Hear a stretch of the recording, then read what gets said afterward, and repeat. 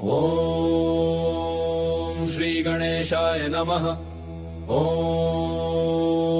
श्री हनुमते नमः। ॐ पंचमुखी हनुमते नमः।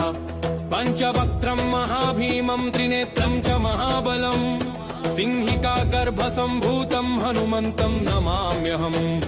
ॐ हम हनुमते रक्ष रक्ष सर्वतो माम्। हनुमते रक्ष रक्ष सर्वतो माम्। ॐ पूर्वे हनुमान् कपिमुखधारी रक्षतु माम्। दक्षिणे नारसिंह वपुर्मान् सदा पातु। पश्चिमे गरुडरूपवान् रक्षतु। उत्तरदिशि वराहरूप सदा रक्षतु माम्। पूर्वे हयग्रीव विग्रह पातु मे शिरः। अधस्तात् ब्रह्मास्त्र रूप पातु पादयुग्मं सदा मम। अष्टदिशि रक्षतु पञ्चवक्त्रः। स्वप्ने जागृति गच्छत पश्यतः शयानम्।